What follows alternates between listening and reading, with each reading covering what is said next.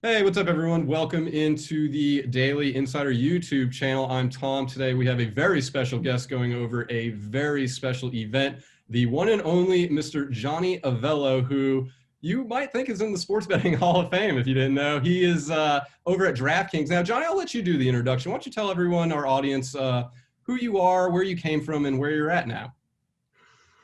Uh, yeah, Tom, I've been in the sports book. Actually, I've been in the casino industry for over 40 years, but I've been in the sports book part of it for about 35. From a town upstate New York called Poughkeepsie, New York.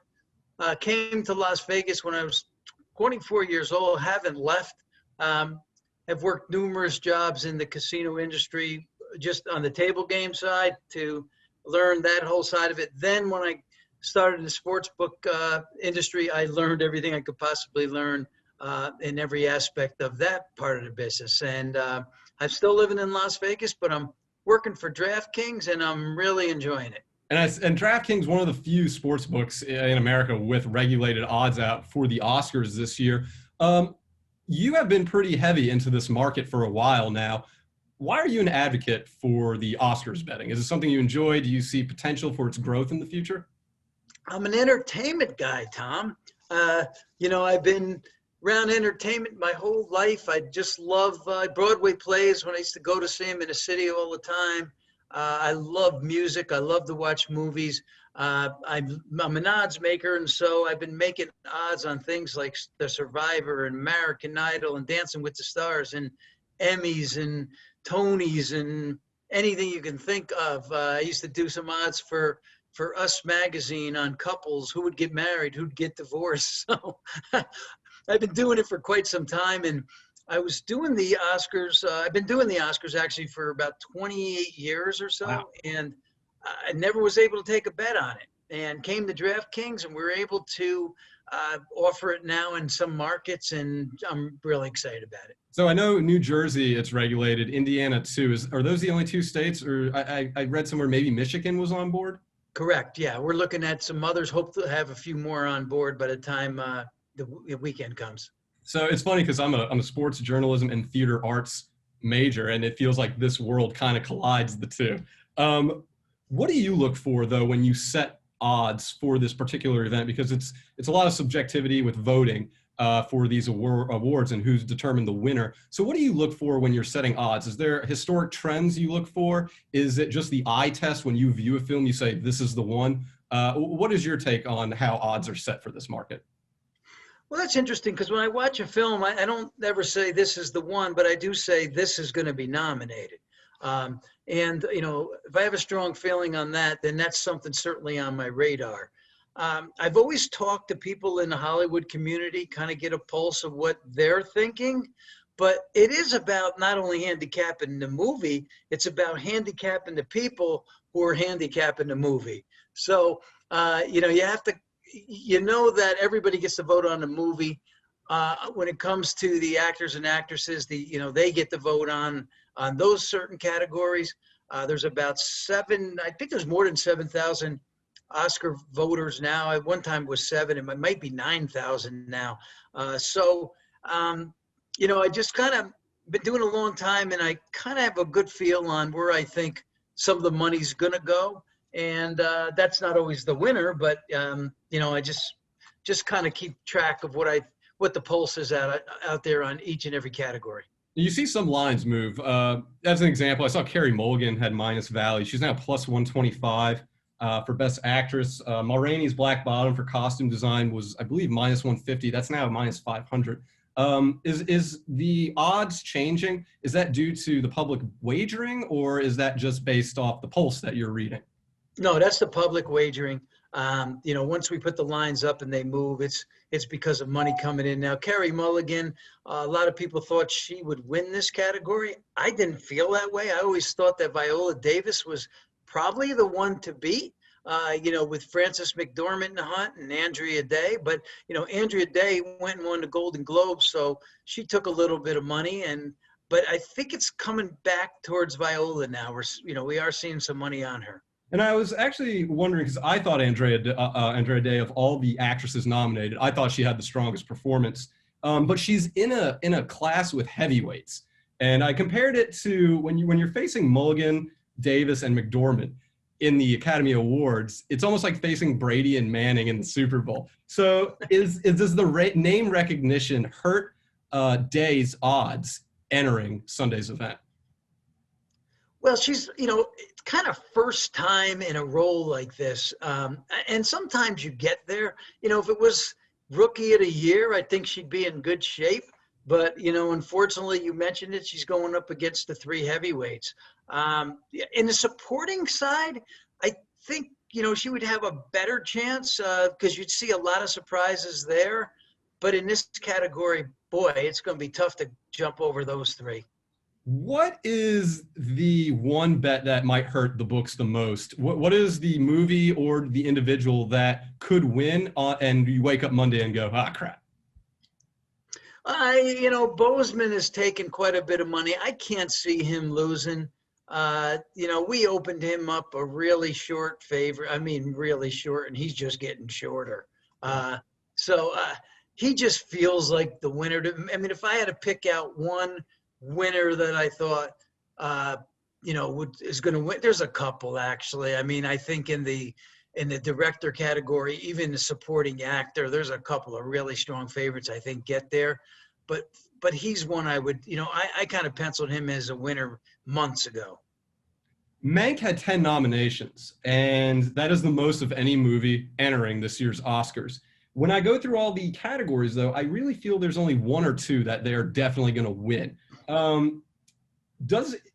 are your thoughts on Mank? I look at production design, I say, okay, they should hit that.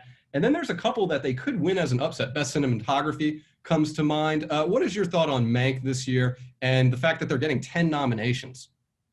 I really liked the movie, but when I was watching it and it was over, I said, this is a great acting job.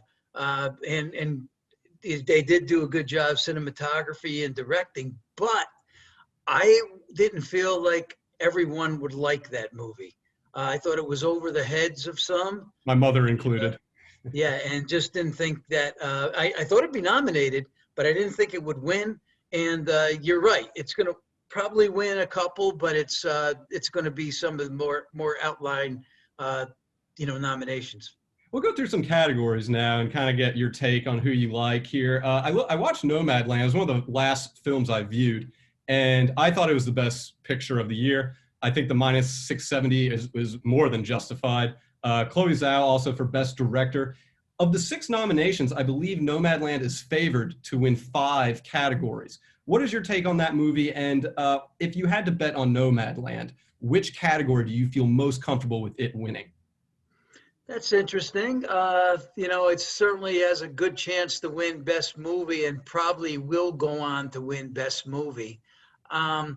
Not sure if it's, adapted screenplay, also a pretty strong favorite there. So most likely gets home. Cinematography could get upset there by Mank, a possibility. But I guess I would stick with Best Movie. I just feel like it's probably the winner there, because when I look at the other movies, I think its only competition is The Trial of the Chicago 7.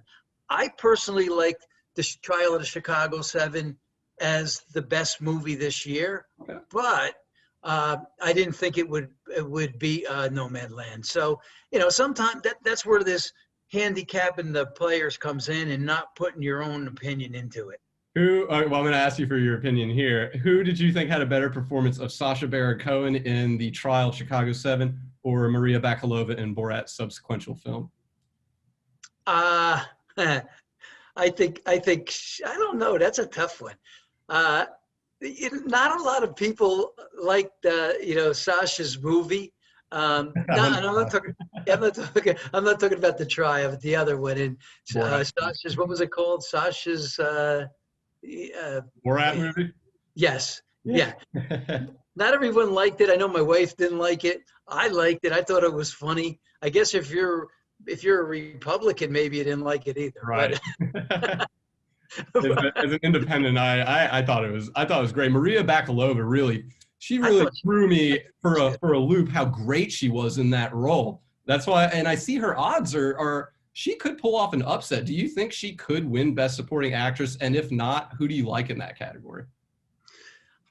I think she could pull off an upset. You know, I don't think it's going to be Glenn Close, Olivia Colman. I don't think they get there. So I think you're right. I think if there is an upset, I think it could be her.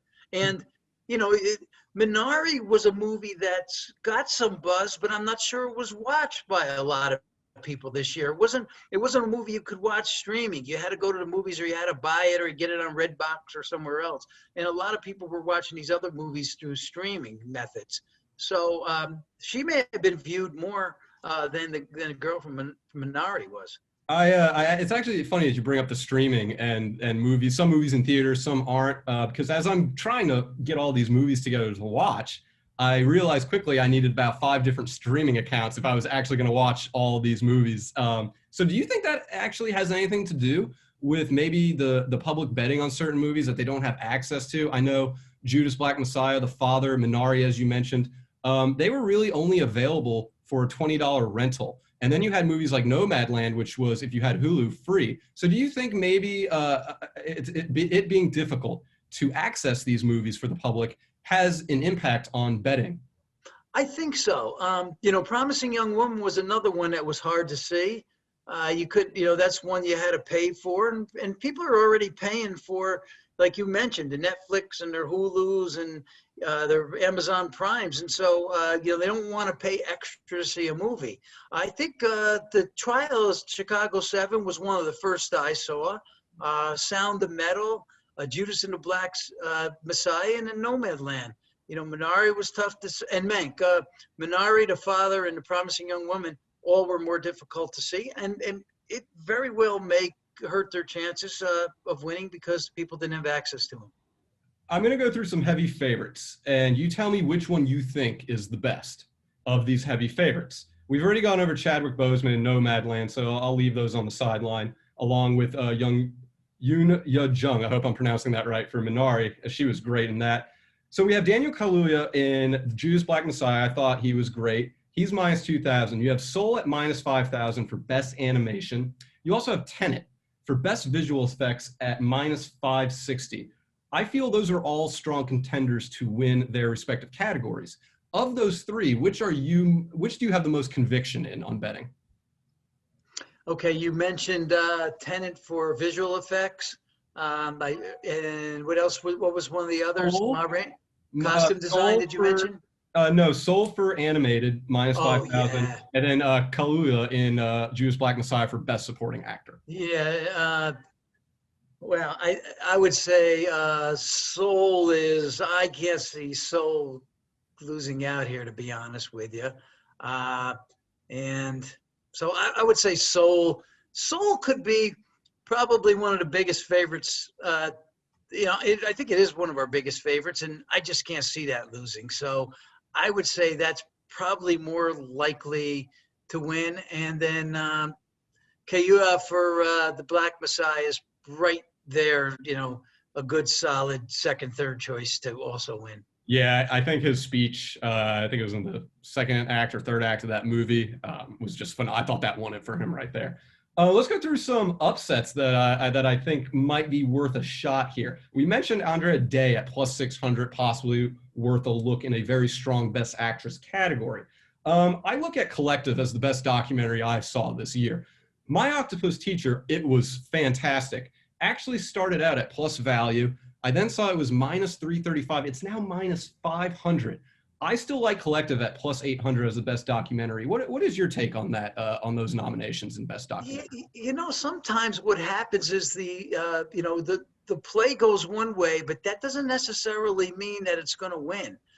So if you do like a side, I think you go with it because that's where you'll find value, and especially in those type of categories. I don't know if you saw any best live action shorts, but Feeling Through was great. The Present was great. The Two Distant Strangers, I thought those movies were phenomenal. Those shorts were phenomenal. So you can get on Feeling Through, you can get 12-1, the Presence 12-1. Sometimes we go by what we feel, what we see, but that doesn't mean that some of these longer shots can't get there. I think the best long shot that I've seen is Mulan at 33-1 for best costume design. What is your take on that category? Yeah, that's one where you could see an upset, even though we've got Ma Rainey's Black Bottom at 1-5. Emma certainly has some good costumes. I don't think Mank or Pinocchio. If you want to go to Mulan, which is one of the bigger long shots in the category, which the longest long shot in that category at 33-1, I wouldn't blame you, really, because if it's not one of the top two, Mulan, it could be a Mulan. Yeah, and I think it was the Emmys, Zendaya won. She had the longest odds for her. I think it was Best Supporting Actress in a Drama, I think it was. But yeah, the long shots definitely do hit sometimes. What about Pinocchio and Best Makeup Hairstyle? I actually had Ma Rainey's Black Bottom as my favorite, but Pinocchio was one of the last films I viewed. I then watched the Italian rendition of the Disney classic, and I was blown away with the makeup work there. What is your take on that category for Best Makeup and Hairstyle?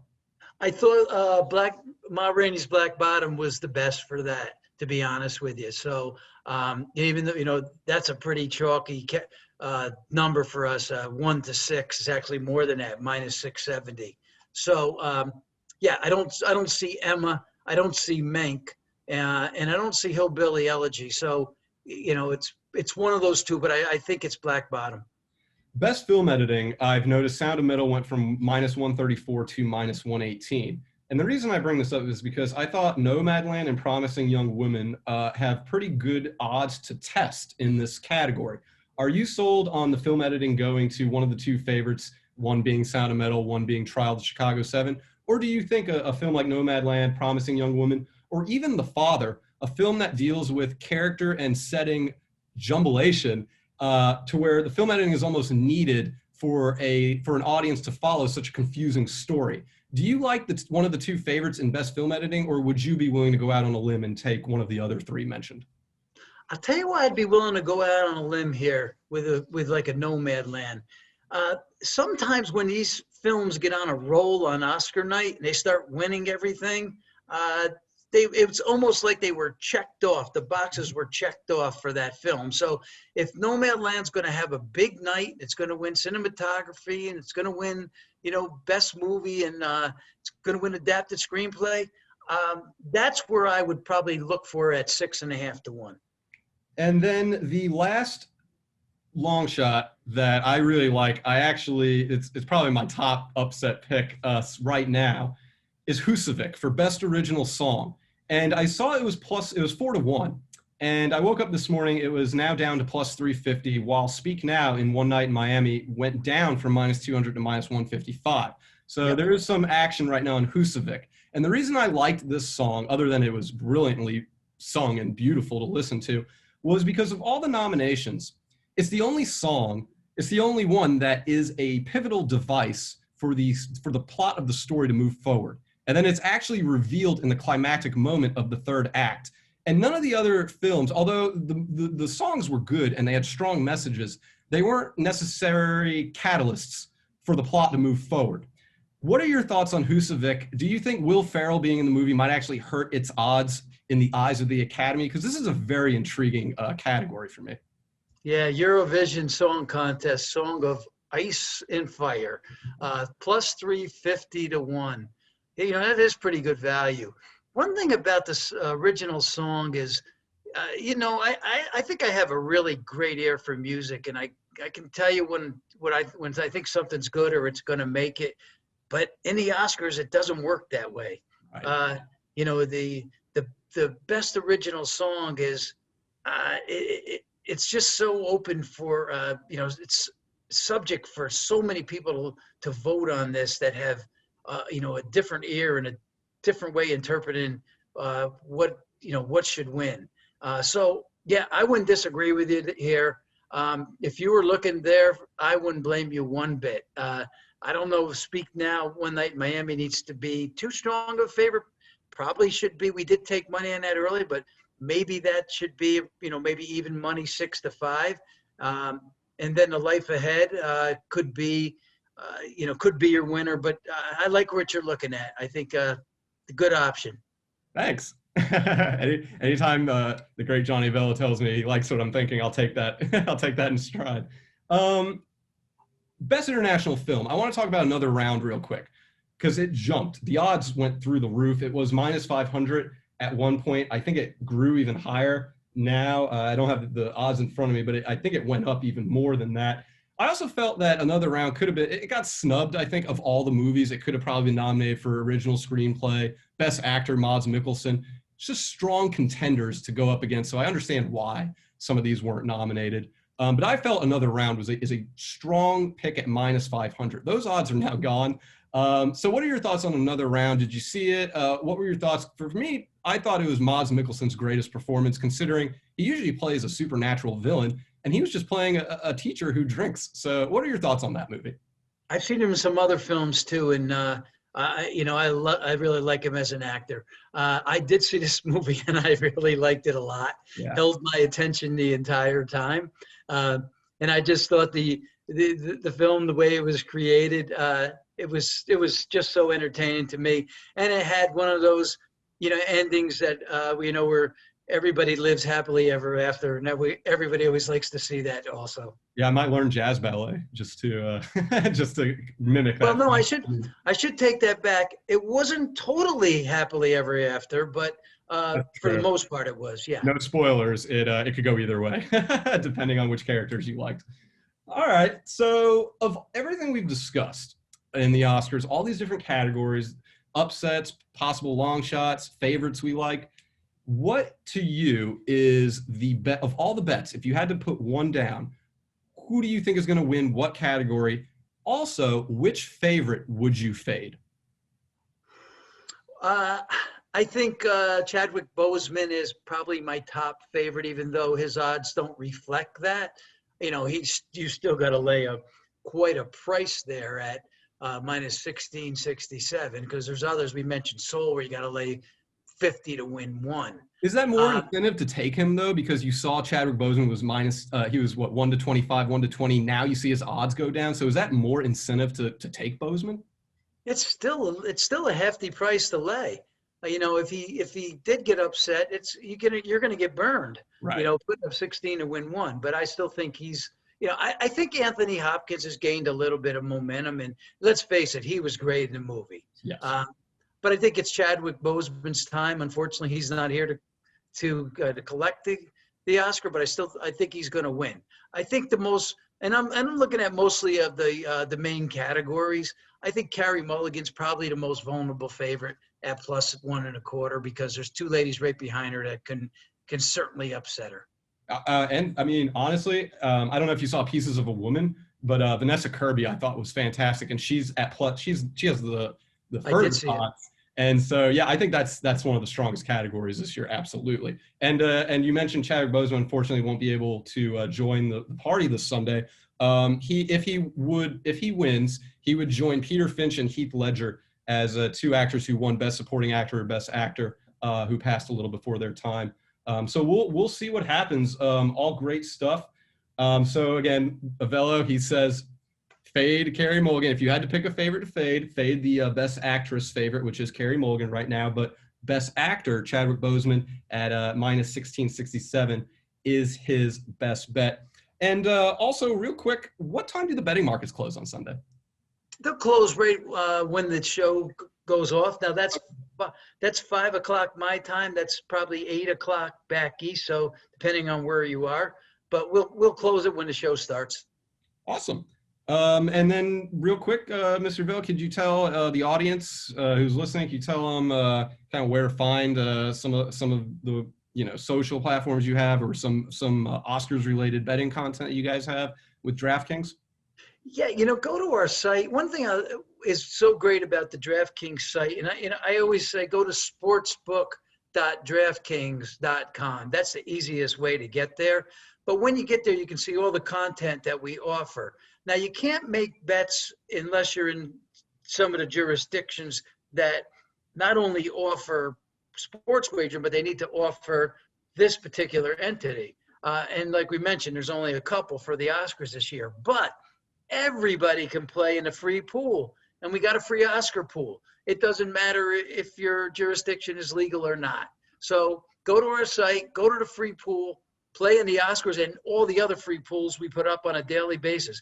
We put up the money, you collect the winnings. It's that easy. So join in on the free pools everyday offerings.